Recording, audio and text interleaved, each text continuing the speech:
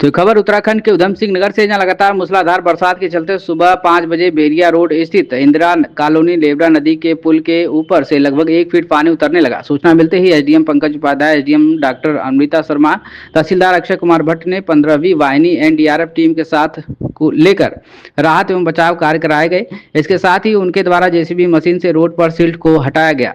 लोगों के घरों के रास्ते भी खोले गए। एडीएम पंकज उपाध्याय ने इंदिरा कॉलोनी वालों को हर संभव मदद का आश्वासन दिया है।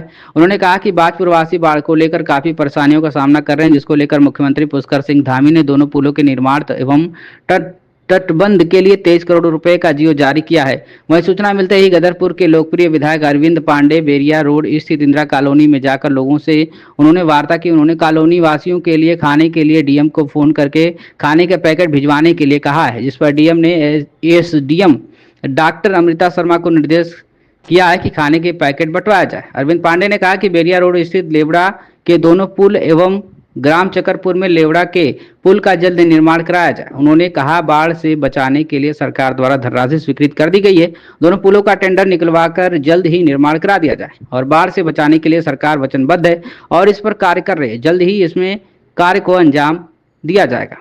बता दें तो इसके साथ इन्होंने कहा कि ग्राम चकरपुर में स्थित रेलवे का पुल भी चौड़ा बनवाया जाएगा। इस पर डीआरएम से बात की गई है। वहीं नैनीताल रोड स्थित लेवड़ा के पुल पर दोनों साइड सड़कों पर लगभग 3 फीट पानी चल रहा है, जिस पर पुलिस प्रशासन ने नैनीताल को जाने वाले पर्यटकों के वाहनों को रोकते हुए उन्हें शहीद भगत सिंह चौक से कैशोवाला, पन्ना खेड़ा, बेलपड़ा होते हुए जाने का निर्देश दिया है।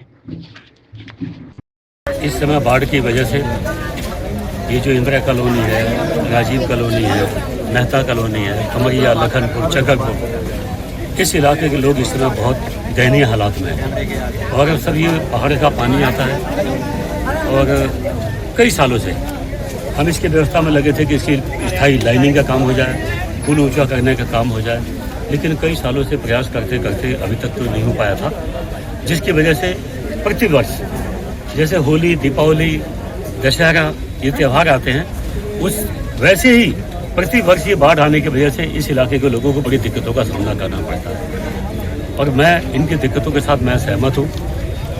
और लेकिन मैं ये कह सकता हूँ कि सरकार ने जो आपदा के तहत जो नियम है उसके तहत तात्कालिक भोजन की व्यवस्था भी की, जो नगद धनराशि अनुमन्य है उसको भी देने का काम किया। और मैं आपके माध्यम से भी बताना चाहता हूँ कि जो कई सालों से हम लोगों का प्रयास था कि किसी तरह ये पानी जो पहाड़ का आता है, जल जितनी नदी की क्षमता है इससे ज़्यादा क्षमता से ज़्यादा पानी आता है, जिसकी वजह से ये सब हमारे गरीब लोग, दिहाड़ी मजदूरी करने वाले लोग, इनके घरों में पानी आता है, इनकी आर्थिक क्षति होती है, नुकसान होता है। इसका स्थायी समाधान मैंने निकाला है कि इसका दोनों इस क्षेत्र में जहाँ छोटे छोटे पुल हैं, स्पान छोटे हैं, जिसकी वजह से पानी इकट्ठा होता है, घरों में पानी जाता है। इसके स्थायी समाधान के लिए हमने सरकार से लगभग 43 करोड़ रुपए से ज़्यादा की स्वीकृति हमने करा ली है। उसमें इन गाँवों के बगल में लाइनिंग हो जाएगी, ऊंची ऊंची दीवारें बन जाएंगी, जिसकी वजह से गाँव में पानी नहीं जाएगा। इसका पैसा सैंक्शन करा लिया है। इस पुल पे जहाँ हम खड़े हैं इसकी पुल की भी स्वीकृति हो गई है। बरसात खत्म होती टेंडर होकर विधिवत इसका कार्य प्रारंभ हो जाएगा। और मैं उम्मीद करता हूँ कि जो दिक्कत अब तक लोगों ने, यहाँ के लोगों ने जो बाढ़ के वजह से दिक्कतें झेली हैं, मैं विश्वास करता हूँ कि जो हमने व्यवस्था दी है स्थायी लाइनिंग की, स्थायी लाइनिंग की, पुल की, आने वाले टाइम में इन दिक्कतों का समाधान हो जाएगा, मैं विश्वास करता हूँ। धन्यवाद। स्थिति भयंकर रूप धारण की हुई है और बाजपुर में भी पिछले दिनों बाढ़ आ गई थी और आज पुनः बाढ़ की स्थिति बनी हुई है। आप मौके पर आए, संबंधित अधिकारियों को व कर्मचारियों को क्या दिशा निर्देश दिए और बचाव कार्य में क्या चल रहा है? आज की भी जो समस्या है वो लेवड़ा नदी में जो पानी ज़्यादा आ रहा है, नदी के सबसे ऊपर जो बह रहा है उसी के परिणाम है। और उसमें जो पिछले दिनों काम किए गए थे उसका थोड़ा लाभ जरूर मिला, लेकिन अपर स्ट्रीम में लेवड़ा नदी का एक तटबंध टूटा, जिससे एक मेहता कॉलोनी का जो क्षेत्र है उस क्षेत्र में पानी भरा है। मैं वहाँ भी निरीक्षण करके आया हूँ। अच्छी बात है कि उधर के ज़्यादातर मकान ऊंची प्लेस में बने हुए हैं, तो कुछ ही घरों में पानी गया है, लेकिन वहाँ के सड़कों पर पानी है, खेतों में पानी है। समस्या तो है ही है, समाधान करने का प्रयास भी कर रहे हैं। और निश्चित तौर पे जो हमारे लॉन्ग टर्म प्रोजेक्ट हैं, दोनों पुलों को ऊंचा किया जाना और इसका चौड़ीकरण करते हुए, नदी के स्पान को चौड़ाकरण करते हुए इसके तटबंध मजबूत बनाया जाना, जो हमारा लॉन्ग टर्म प्रोजेक्ट है उसको हम बरसात के बाद शुरू करेंगे। और अभी तात्कालिक रूप से जो सहायता हो सकती है उन सभी कर रहे हैं। एनडीआरएफ टीम हमारे यहाँ पर मौके पर है, जिनको रेस्क्यू करने की आवश्यकता उनको रेस्क्यू भी कर रहे हैं। दोपहर में भोजन की व्यवस्था भी करा रहे हैं, जिनको कच्चा राशन वितरण किया जा रहा है उनको कच्चा राशन वितरण की व्यवस्था भी कर रहे हैं।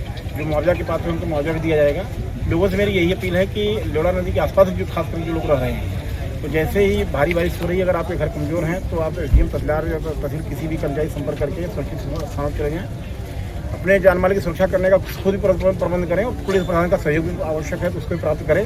हमारी टीमें यहाँ पर स्थानीय तौर पर सबके साथ में हैं, लेकिन सबके सहयोग से, जागरूकता से ही हम इसको बचाव कर सकते हैं। और आगे जो भविष्य में हमारे बड़े प्रोजेक्ट पे काम होना है वो लेवड़ा नदी से सुरक्षा के लिए किया जाना आवश्यक है।